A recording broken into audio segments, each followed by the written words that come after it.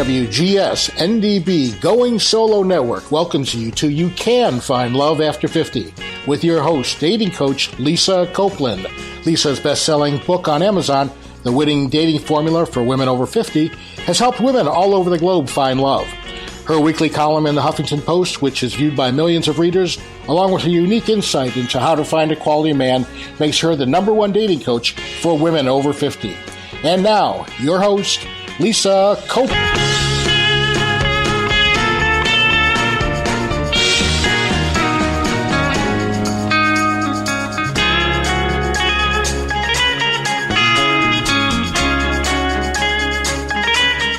Hi everyone, I'm Lisa Copeland, the dating coach who makes finding love after 50 fun and easy, and I want to welcome you to the You Can Find Love After 50 show on WGSN-DB Going Solo Network.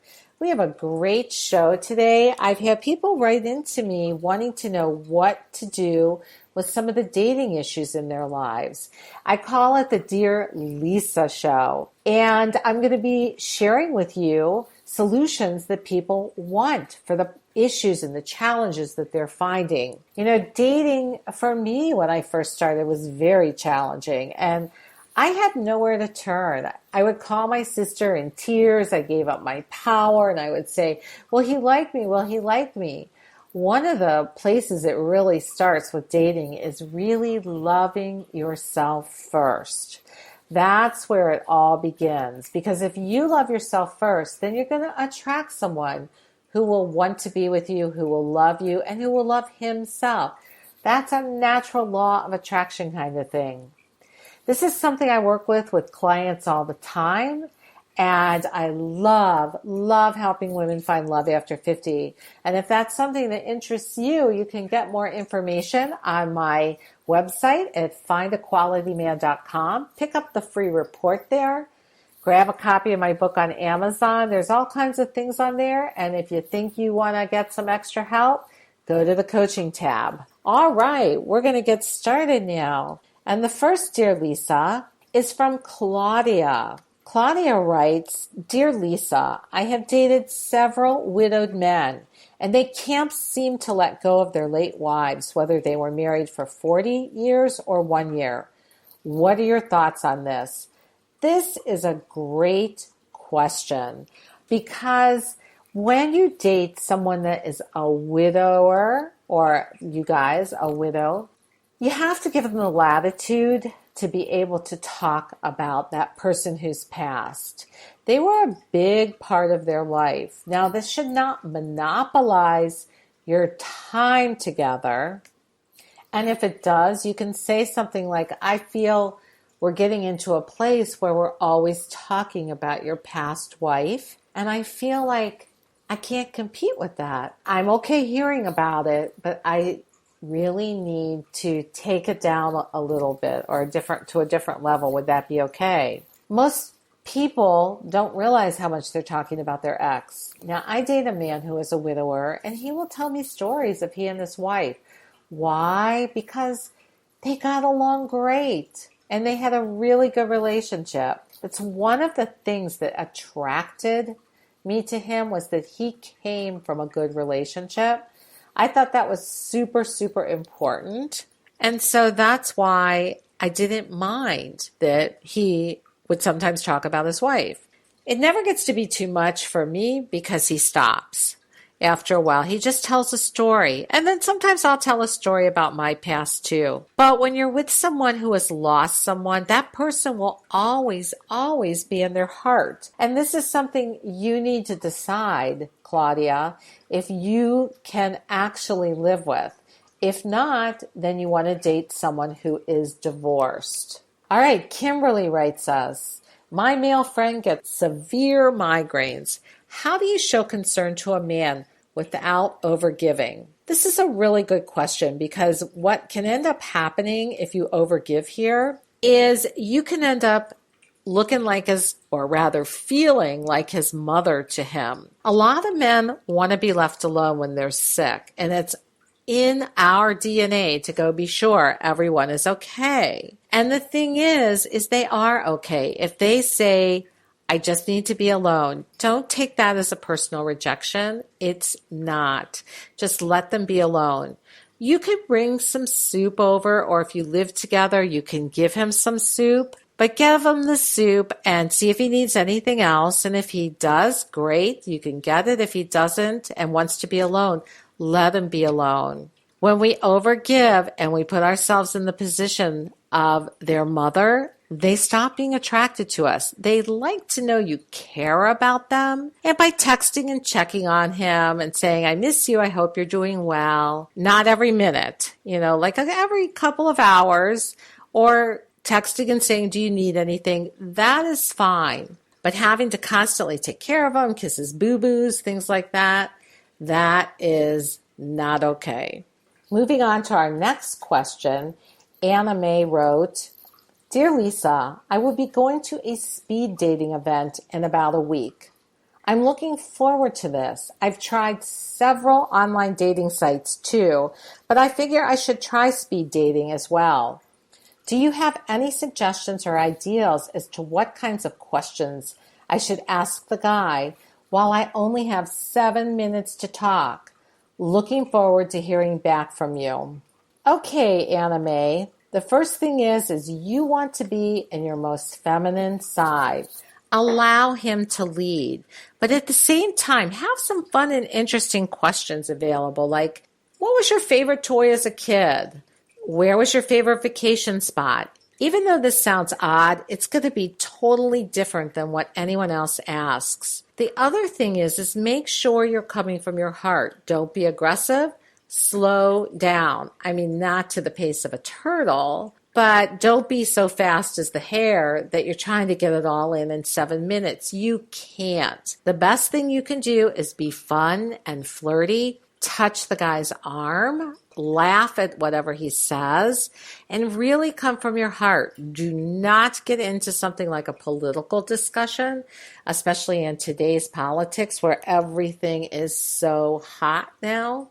Just talk about fun things and figure out fun questions that really make you unique. You can ask him what he loves about his job. You can ask him what he loved about being a parent instead of saying, do you have kids or do you have a job? Just be fun, keep it light. And if someone doesn't like you, they're not rejecting you, and it doesn't mean they don't like you. It means to them, you don't fit the picture of who they think they want. I can remember after dates, real dates, not speed dating, where I really liked a man and I so wanted him to say, let's have a second date, and it didn't happen. And before I knew what I was doing, I took it as such rejection. Also, like I mentioned earlier, at the beginning of our time together, I gave up my power. I wasn't empowering myself. So the way you empower yourself in the dating world, and this is super important because most women don't feel empowered. That's because they don't have the tools and the skills to maneuver this online and even offline dating world. You really need those tools and those skills to feel empowered. And you can get them at my website, findaqualityman.com.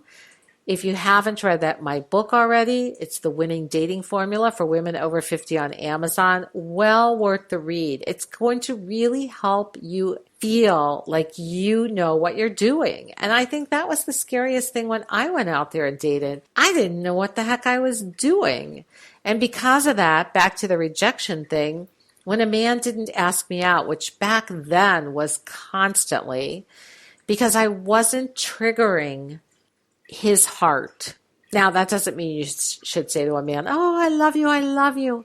But you do want to come from that feminine side. Sit back and get soft. Before this whole speeding event happens, take a deep breath and go into your heart. And that's how you want to talk to these men. Okay, we're going to move on to the next Dear Lisa. This is from Kay. Dear Lisa, my boyfriend keeps on breaking up with me over and over again, but then in an hour or so, we start talking again, which leads me to believe we are back together. I don't understand what is going on. Is there a way to make him stop breaking up with me over and over and make him stay. This man K is just not emotionally healthy. And he's getting scared, and that's why he constantly breaks up. Or he thinks the grass might be greener on the other side. But I would say more he's a little scared because he keeps breaking up and coming back, which means he does care about you. The thing is you really want an emotionally healthy man in your life who's going to make sure that you're happy. Men over 50 love doing this for you. They really do want to please us if we allow them to. The other thing is you want to have a little bit of a talk with this man and ask him what's going on. Don't ask him how he feels. No man wants to talk about their feelings. But you can ask him what he's thinking, and you can come from your vulnerable side and say, I feel frustrated by this breaking up all the time. It really makes me feel insecure, as if we're a couple or not a couple. And you need to set boundaries. Maybe this isn't the guy for you. Sometimes we stay with men because we're afraid to go out there and date again and have to go back on the online dating sites. To many of us, that feels so unbelievably overwhelming. And I want to share with you that, again, is because we don't usually have the tools and the skills to get out there and to navigate this whole thing. When it comes to dating, it's a real different world. And it's almost like the kid in the candy store, because if somebody doesn't work out, somebody else is always on the other side. And that's why people don't often give finding love after 50 online a chance because of that. But the biggest thing is you really do want an emotionally healthy man. And chances are what's happened, you either had emotionally unavailable parents or somebody close to you. We almost always go back to family of origin when it comes to choosing our partners, because we have to heal what we didn't heal back with that parent. And so we bring them back in. This is something I work on with private clients and group clients all the time. Most people think, oh my God, I can put a profile up and they will come, like in the field of dreams. It's not true. Your baggage will show up, but that's not always where you want to be. I know that. So anyway, the key here is to really take a look at why you're staying in an emotionally unhealthy relationship for you and what is keeping you there. Why do you put up with a man who can't decide if he wants to be in a relationship with you? Those are some of the questions you want to answer, and then get some help so that this doesn't keep happening. Our next Dear Lisa is from Sakti. Dear Lisa, I am from Mexico. Recently, I joined OkCupid. I thought I was an expert at identifying scammers. I met a guy who said he's in the U.S. Army. I talked with him only 2 days, never imagining that he could be one of the bad guys. He asked me for my cell number, and I'm a little worried because I gave it to him. I'm not sure if he can search me. I only gave him my first name. This is scary. Why is it so hard to find love? So Sakti, to begin with, why is it so hard to find love? Well, I brought up 2 reasons during our show today. One is we don't feel worthy of having love a lot of times. It's why we choose men that are not such good men. Because we don't feel worthy, we don't hold our standards high enough. Now, that being said, you want a good man. A good man is not necessarily about money or his job. A good man is a man who's going to want to love you, cherish you, adore you, and make you happy. Now let's talk about giving phone numbers out. When I work with private clients, the first thing I tell them is you need to get a Google Voice number. Now this for sure can be used in the United States, and for those of you who may be listening that live outside of the States, you'll have to check on this. But Google Voice is totally free. And what I love about Google Voice is nobody has any way of tracing you. The reason I got Google Voice was when I was dating I got contacted by a man who was a lawyer. We started talking and then we decided to meet. But before we decided to meet, we exchanged phone numbers. Next thing you know, I get back from him and I'd given him my cell number. I got back from him, "Oh, you're a dating coach." And I said, "How did you know that?" He said, "I Googled your phone number." It is amazing how many places have your phone number. Spokeo, Zillow, a bazillion places can give access to your phone number. So what you want to do is you want to get a Google Voice number. It's not traceable back to you. You can forward any Google Voice calls to the number that you want, like your landline or your cell phone number. You can also choose the times that you want to accept calls. You can text with it. If somebody texts you, you can text back. Their voice, if they leave a recording, comes across as an email to you. But I do think you have to have Gmail to do this.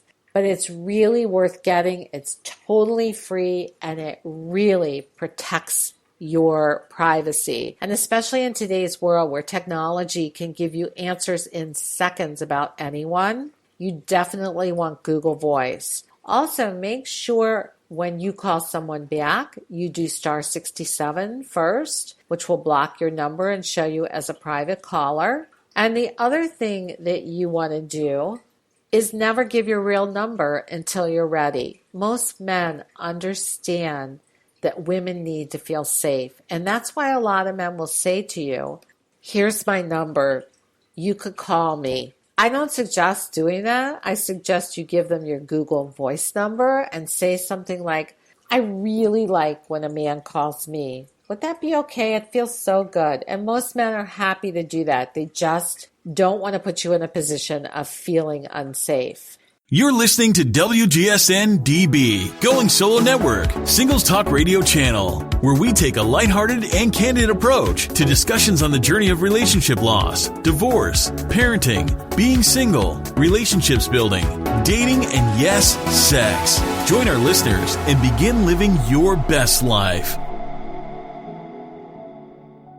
Well, I'm Lisa Copeland, and you're listening to the You Can Find Love After 50 show on WGSN-DB, Going Solo Network, and I'm so glad you're here with me today. We're doing one of my favorite things to do, and that's Dear Lisa, and if you ever want one of your questions answered on this show, all you have to do is go to my website, look for a tab that says Contact, drop down will say Dear Lisa, and you can write on there. And let me know if you came from this show, so I'd be sure to answer your question the next time I do the Dear Lisa show. Okay, this next one is from Sarah. And she writes, "Dear Lisa, I'd love to know how to approach a guy in real life. Is there a way to tell if he's available? And is it okay for a woman to ask a man out?" First of all, it is much better if a man asks you out, because most men, even though they're super flattered that you ask them, they really do like to be pursuers. I hear men say, "Oh, you should write to men online if you want." And then I'll turn around and I'll say to them, "Okay, here's a question for you. How many women who wrote to you did you write back to?" And most of them will tell you, none. So you can write to men and they will think it's the greatest thing on earth, but it doesn't mean they'll write back because they like to pursue you. What you do want to do is show them you're interested. So how do you do that? Well, online you favor men, because a lot of men are real aware of that and they know who favors them, and they will come and write to you because it's safe. You made it safe for them to approach you. Also, you favored them first, but also go look at the men that favor you, because that means those men are already interested in you. And that makes it a lot easier. Favor them back. When you're going out into the real world, you want to smile at a man and make eye contact for about 5 seconds. Turn your head back to what you were doing and turn around and do it again. If he's really interested, he'll approach. You can always ask men questions. They love to help women. You can say, could you do me a favor and recommend a great wine? Or could you do me a favor? You could be at Home Depot and say, I'm doing this project. What do you suggest I use to put up a picture or whatever it is you want to do? You can also go up to someone and say, hi, my name is Sarah. I'd love if you'd come over and say hi to me and my friend. So if you're at a restaurant, at a bar, that works. He may or may not, but he is flattered. And you were not aggressive. You were just cute and fun. And then you kind of wink at him and then go back to your seat. Learning how to get men to notice you and to flirt with them is a huge skill I teach women when I work with them because we weren't taught how to flirt. And what you really have to do is you really have to lead a man to let him know that you're safe to approach because he doesn't want to be rejected any more than you want to be rejected. One of my favorite I Love Lucy's is when Lucy gets a wig, and she looks a little bit Italian in it. Now, of course, in the real world, we would know it was Lucy, but this is fantasy. And Ricky at first didn't know who it was, so Lucy decided to play a trick on him to see if he would flirt with another woman. And back in the day, this was filmed in the 50s, what they used to do was they dropped a handkerchief. And if the man was interested, he would start a conversation, and if he wasn't, he would say, here's your handkerchief, ma'am, and keep walking. But what it did was it signaled men, I'm interested, and you can approach me. The big thing is have fun, ask men questions, all kinds of questions, but for sure get their help because they love that. All right, our next question is from Dana. Dear Lisa, last week I met a guy for lunch. We had a lovely time.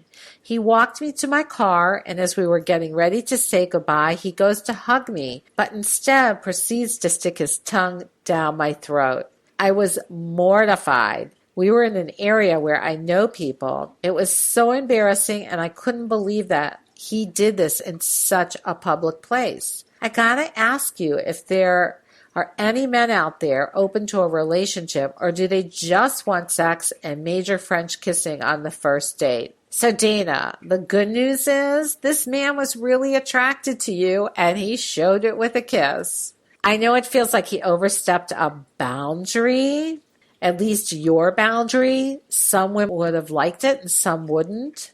And I will tell you, men will push to see where your limit is. So one of the best things you can do for yourself before you ever go on a date, decide, are you willing to kiss someone, especially if you're attracted to a man?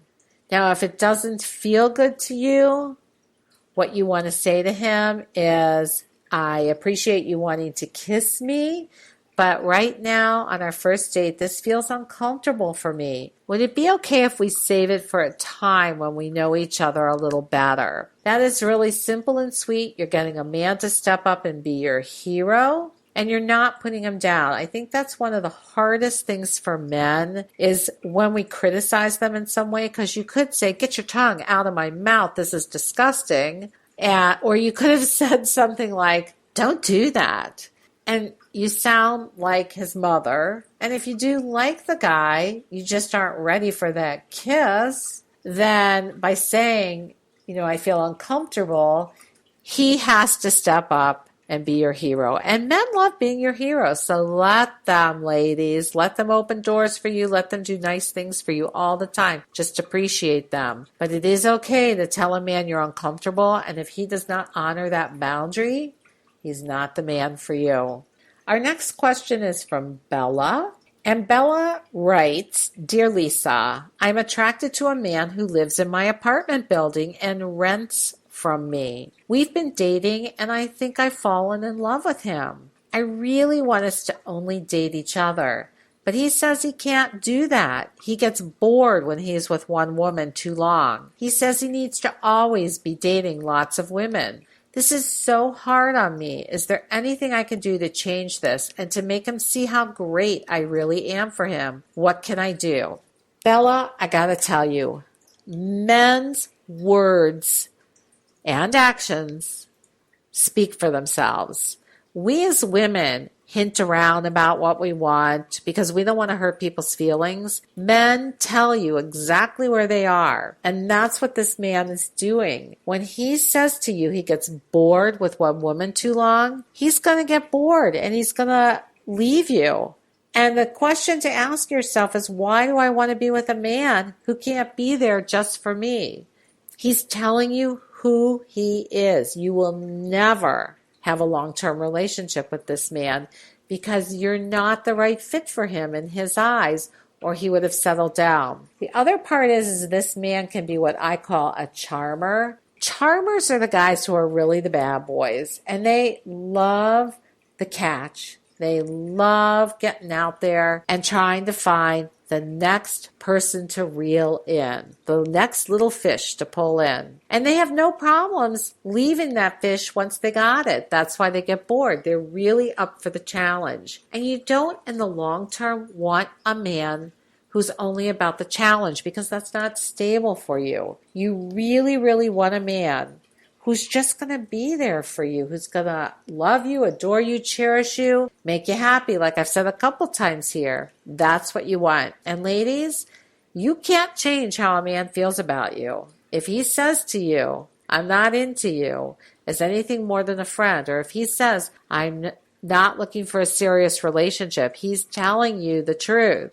Don't think that you can do enough for him that he'll change his mind. It's how he feels.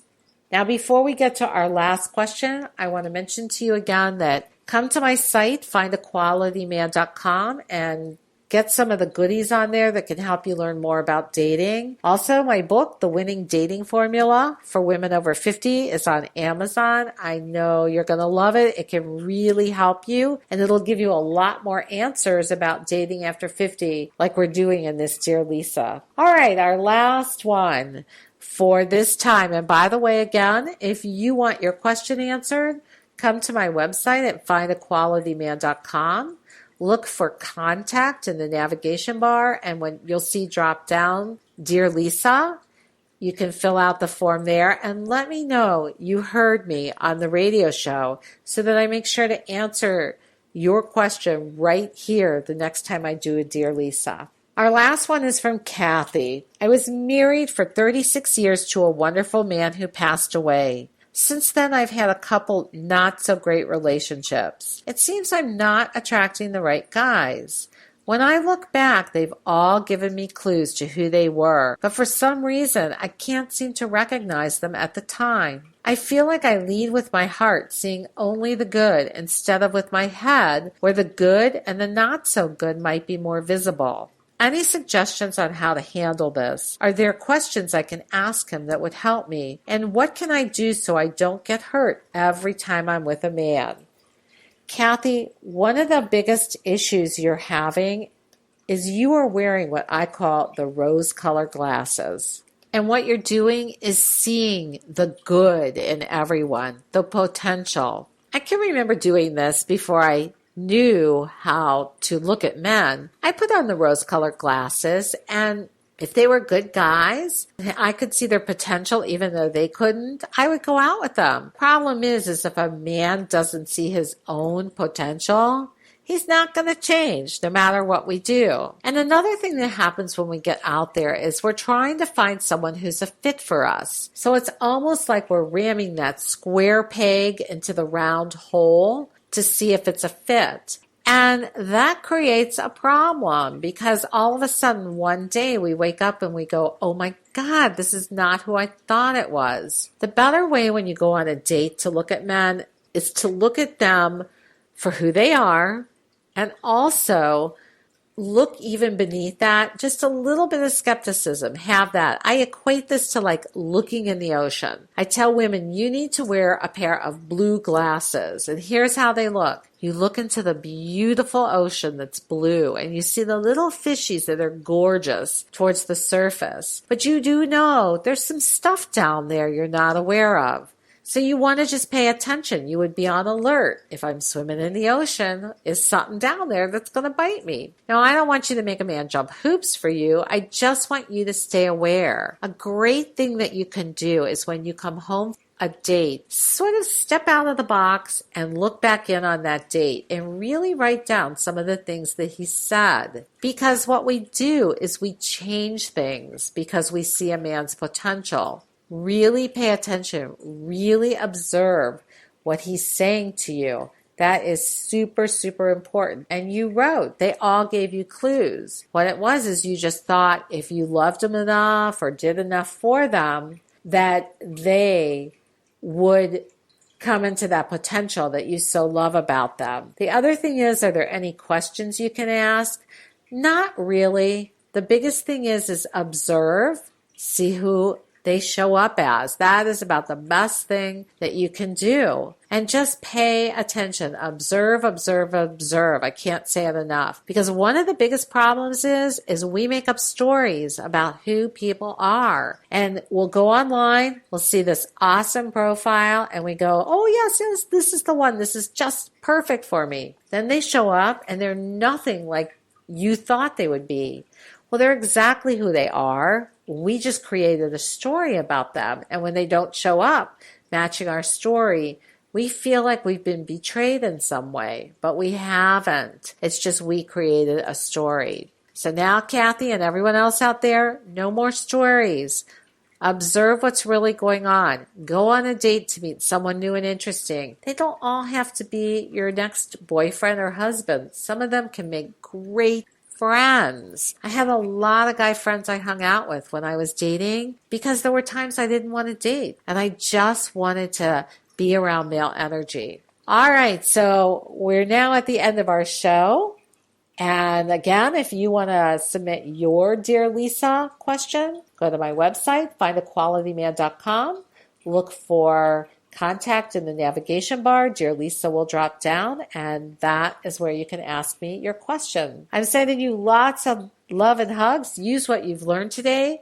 Get out there and date. And if you need help, let me know. I'm Lisa Copeland of the You Can Find Love After 50 show on WGSN-DB Going Solo Network. Until next time, bye-bye.